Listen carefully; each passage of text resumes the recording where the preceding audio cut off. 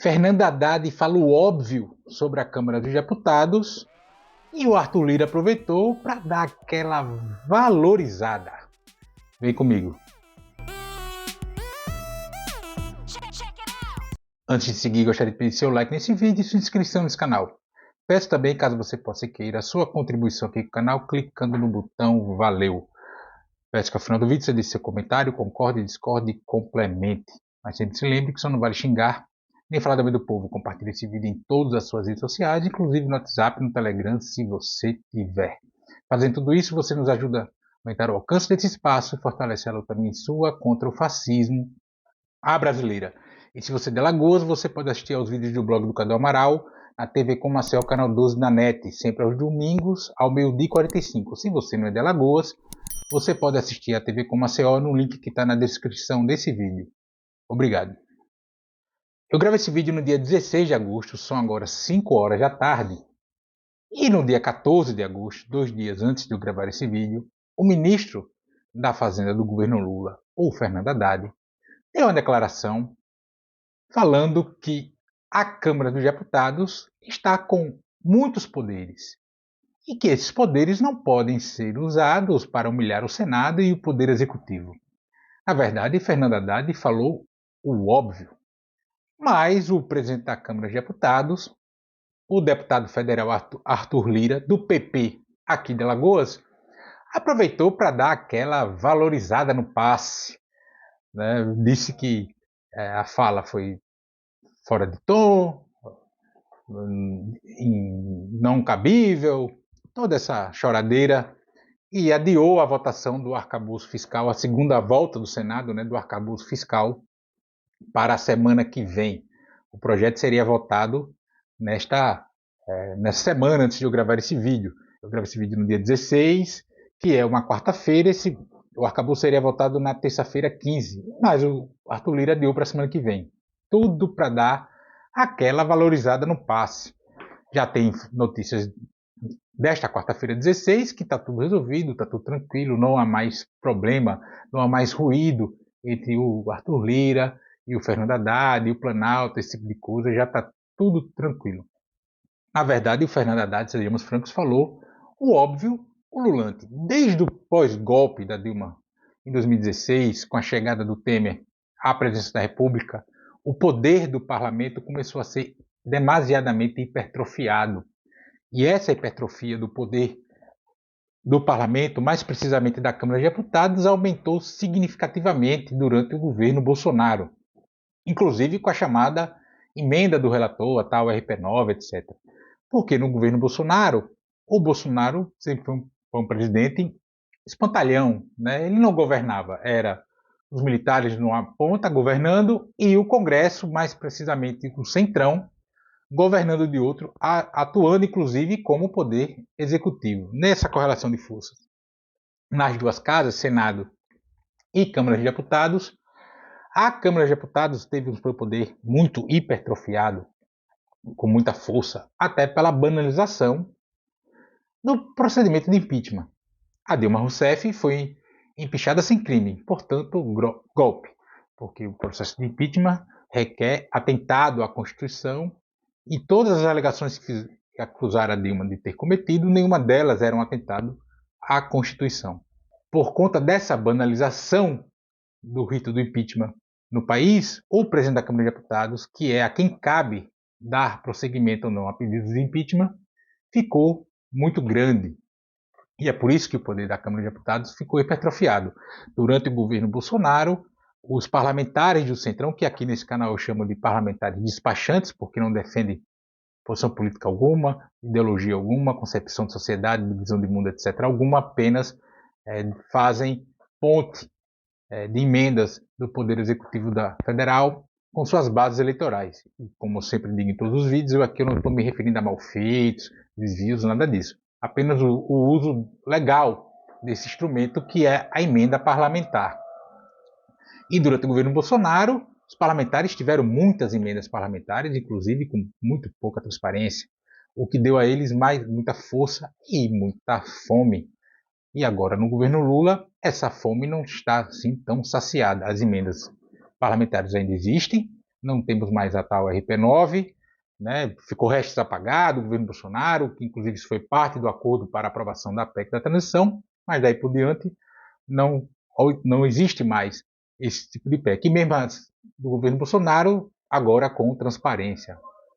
Estão sendo pagas, mas agora com transparência. Ocorre que o Centrão, que no começo o Arthur Lira sempre dizia que não queria espaços, ministérios, etc., e eu brincava aqui porque espaços, ministérios significava trabalho, eles queriam emendas, queriam dinheiro, já mudou o tom e agora quer espaços e está aí para a gente ter ministros do Centrão compondo o governo Lula. A gente já tem no turismo e deve vir mais 2 ministérios, fora espaços estatais, segundo, terceiro escalão, órgãos federais nos estados. E são esses órgãos federais nos estados que ajudam a contemplar a fome, a sanha desses parlamentares despachantes que a gente tem. Então ele deu aquela valorizada. O arcabouço fiscal deve ser votado semana que vem, e ele sabe que essa valorizada joga um peso importante, porque o governo precisa enviar o orçamento, a LDO, a diretrizes de orçamento, até o final de agosto, para que isso seja aprovado para valer para o orçamento do ano que vem, para enviar o projeto de lei orçamentária propriamente dito. Então o governo precisa saber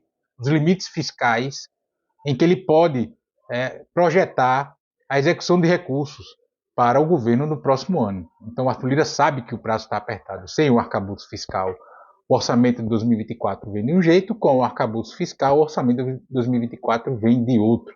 Então, essa valorização do Arthur Lira, na verdade, sejamos francos, nesse momento ele tem o tempo a seu favor. Mas o que tudo indica, essa foi só apenas mais uma valorizada.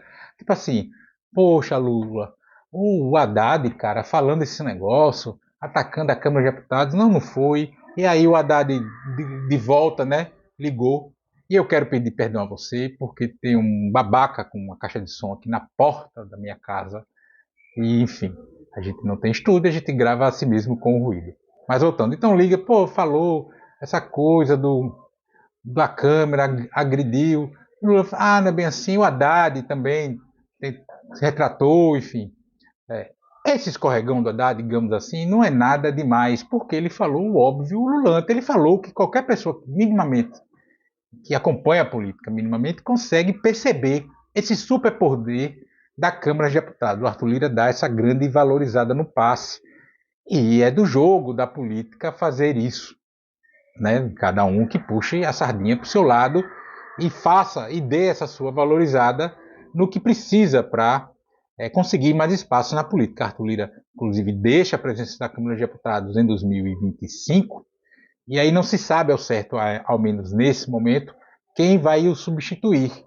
Fala-se muito em outro alagoano, que é o deputado Isnaldo Bulhões, do MDB, de Renan Calheiros, mas o Isnaldo Bulhões também tem muito boa relação com o Arthur Lira, apesar de ser muito próximo do Renan Calheiros. Fala-se muito nele.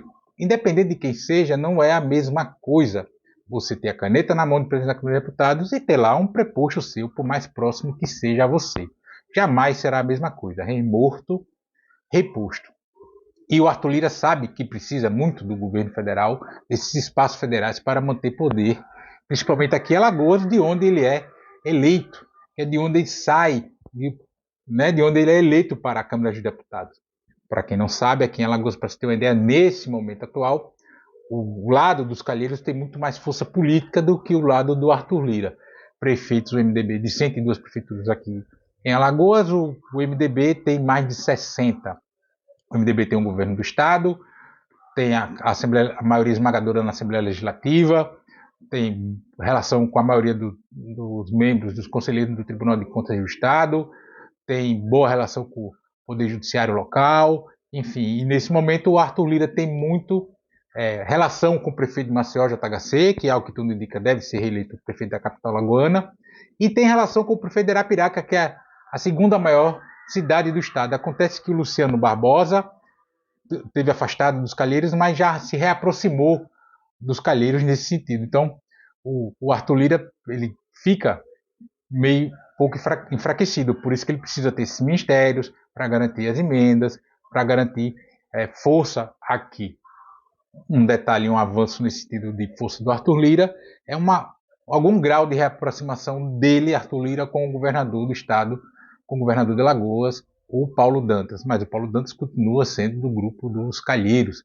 Mas essa aproximação também ajuda o Arthur Lira porque ele consegue mandar emendas para o governo do Estado e dizer que conseguiu emendas para o governo do Estado, inclusive a partir, quem sabe, de ministérios aos quais ele indicou os seus titulares. Esse jogo está sendo jogado, nesse momento específico, por conta do prazo, o Arthur Lira consegue ter uma vantagem por conta do fator tempo. Ele deu essa valorizada, ele aproveitou o gancho para dar essa valorizada, para dar aquela pressãozinha no Lula.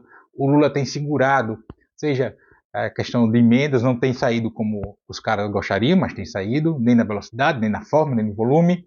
Não tem, mas está saindo. E essa questão dos ministérios, que o Lula vai cozinhando ao modo dele a troca de ministérios que ele vai fazer.